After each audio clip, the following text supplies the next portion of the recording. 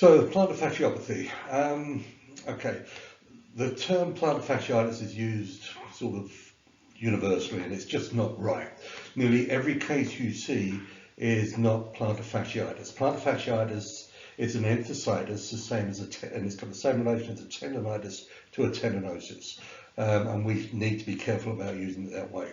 They are completely different entities, they present completely differently, they have more significance one over the other, and so on. So, for example, with plantar fasciitis, this can be caused by a systemic disease process.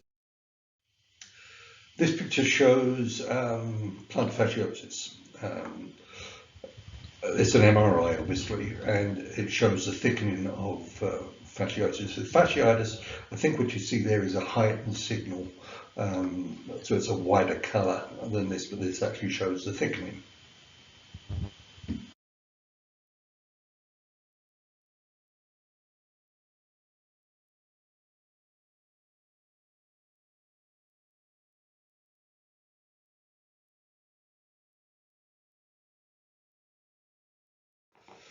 Okay, so fat pad disease or fat pad atrophy, fat pad inflammation.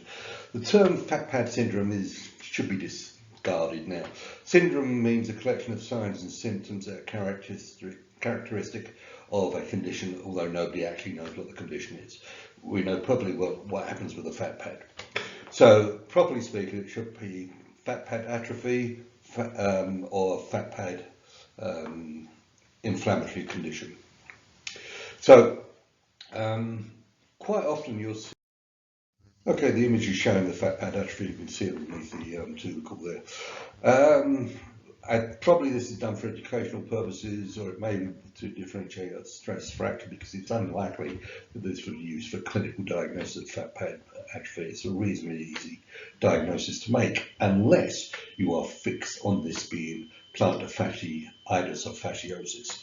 And this is anchoring bias, and you just keep on treating it and treating it. It doesn't get better, it seems not to get better, and you don't recognise the patient's actually complaining of a different problem, and you just keep on, and then you turn around and say, well, this is resistant to physical.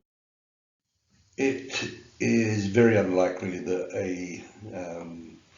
a traumatic fracture of the calcaneus is going to be referred into your clinic. Classically, these are caused by falls onto the heel, and it often involves injury to the lumbar spine and even a fracture in the lumbar spine.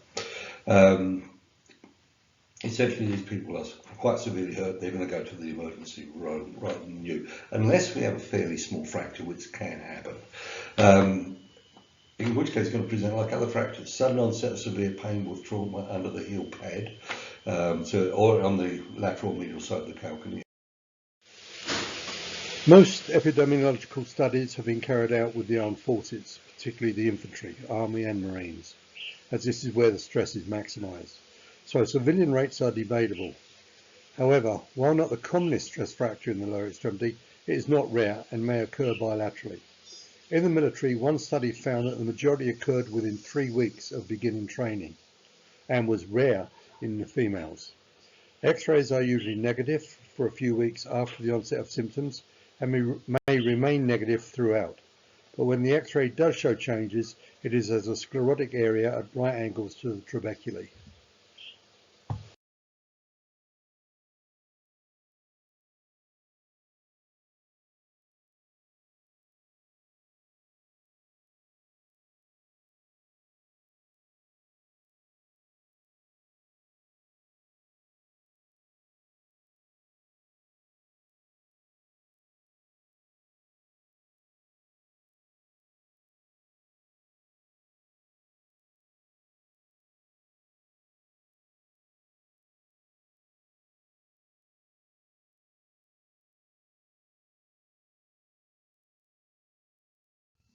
Okay, subcalcaneal or subcutaneous calcaneal Positis.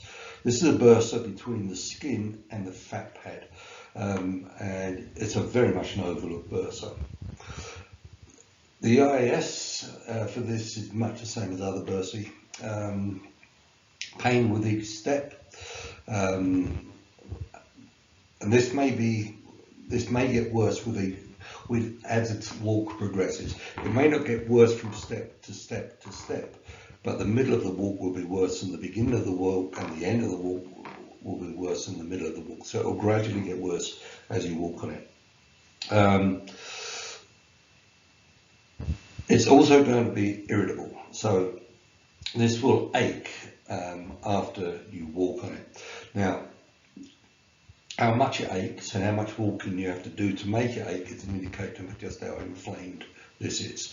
But you can expect to see irritability here. There may and often is swelling. The reason that the swelling is often very observable is because it's a very superficial bursa. It's just the skin between it and the fat pad. So even mild swelling can be palpated and sometimes seen, but this can also swell up quite a lot. Superficial palpation is tender. It doesn't take much. Just rolling your thumb over the top of it, over the top of the skin, and moving the skin may be enough to reproduce the pain.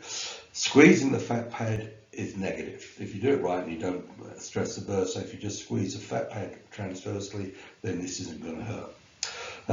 The thing with this is that the cause of this can be really quite serious. One of the causes is actually infection. If you think about it, this is on the sole of your foot, so moving around without shoes on, where else are you going to get an infection? But here, this is a perfect place for it. So you can get infections here, but it can also be caused by rheumatoid arthritis and the other collagen diseases, as can all bursitis. But mostly, we're going to see it with trauma. Alterations in foot posture, leg length, other causes of internal stress, changes in foot wear, and so on. All of these can cause calcaneal bursitis. Just understand that there is a bursa there. Okay, so this is a flow chart showing one process in differentiating non-traumatic heel pain. Now we're talking about pain over the weight-bearing area of the heel. So right now we're not going to include plantar fasciitis. And it should be obvious to you now that if this is tender on the heel pad and not tender anteromedially or distomedially to the heel pad, then it isn't plantar fasciopathy. There's no reason why you can't have a heel pad problem and a plantar fasciopathy, as we said. Because of the way you order the weight bearing, you can actually stress out the fat pad and attenuate it, so you end up with very local fat pad atrophy, and you get the two pains together. But I'm going to leave out plantar fasciopathy from this particular slide, just to understand where it sits in all of this. So we can consider problems that are progressively painful with each step, and those that are reasonably consistent with each step. Now, as I mentioned before, Positis, for example, an inflammatory condition of the heel, this may well get worse as the walk progresses, but it's not going to be worse from step to step, rapidly increasing worse. It's going to be worse over time. So understand that there's a caveat there, and it's a bit of a blurry one, so just live with that. So a progressive pain with each step. First one to worry about is a stress fracture. So if there is a stress fracture present, then you're going to see that there is a history of excessive exercise, which, and as we've said before, often stress fractures are combined with pathological fractures in the form of osteoporosis with these female athletes, where they just shut their period down and they become osteoporotic over time. So the combination of these two things is generally still called stress fracture, but there is a combination there. So excessive activity.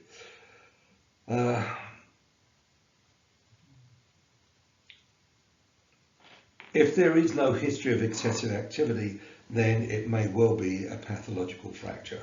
And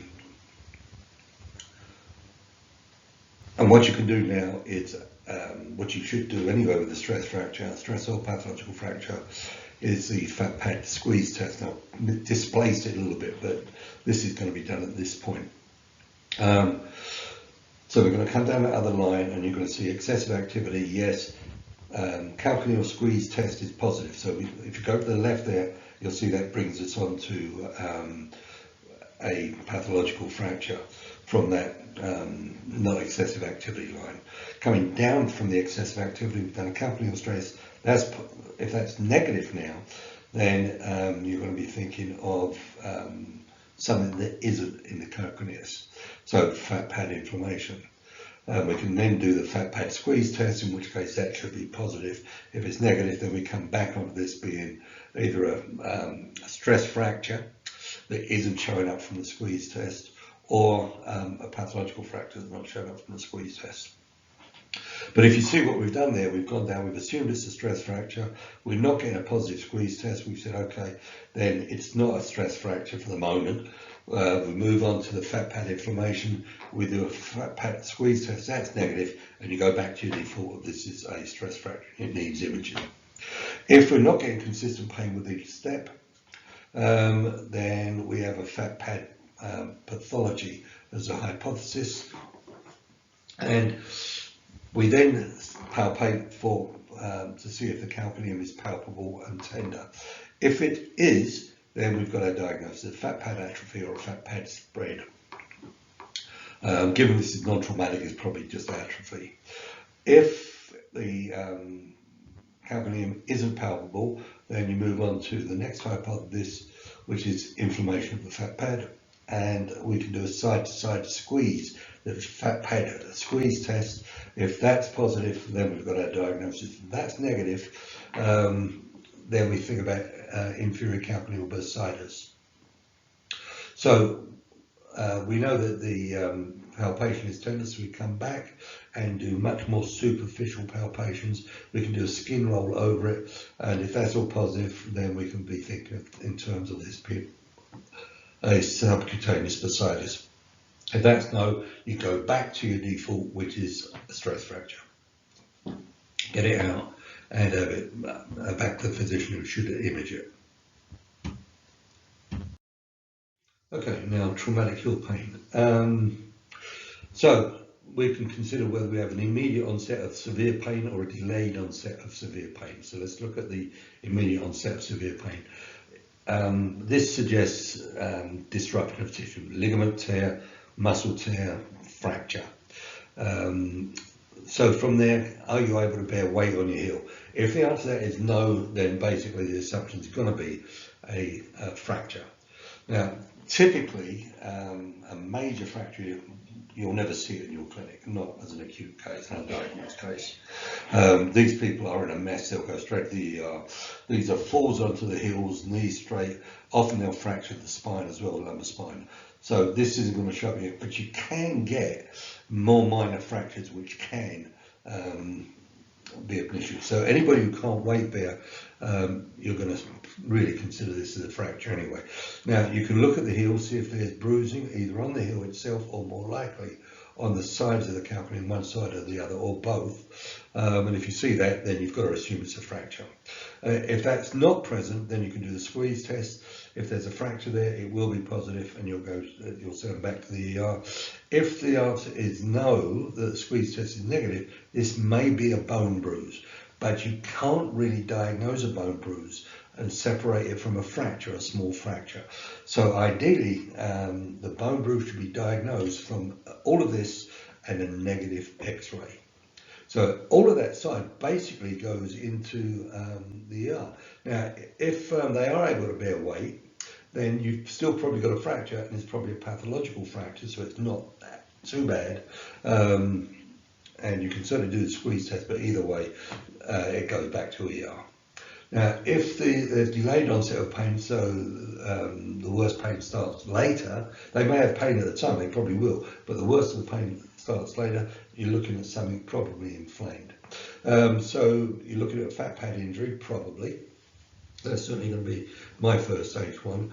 So again, you palpate to see if the calcaneum is palpable and tender. If it is, probably what's happening is the fat pad has spread, it's detached itself from itself and spread out this way, or it's detached itself from the underlying bone and it's sort of slipped.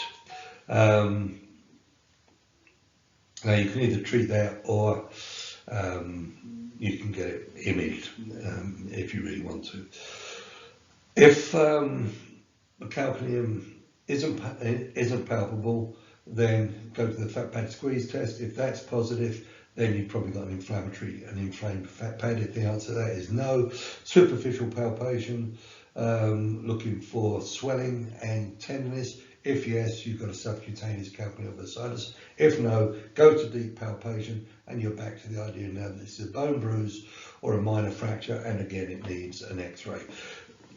You should realise though that a fall onto the heel or a trauma to the heel pad is going to cause multi-tissue problems. So this isn't going to be unlikely to be a single thing. So you may well have a bursitis with fat pad inflammation or a fracture. So all of these things can be sitting on top of each other. Probably the main thing here is to make sure that you're not missing a fracture. So if there is an immediate severe pain, what you can do is actually just assume it's a fracture and fire it up the ER. The main thing I've been here is that you don't get anchored to plantar fasciopathy, and certainly not plantar fasciitis. Understand that there are many tissues underneath the heel, and we haven't even talked about referred pain yet, but there are many tissues under the heel, all of which can be affected by direct trauma or prolonged stressing from external triggers or from internal dysfunctions. So bear that in mind all the time.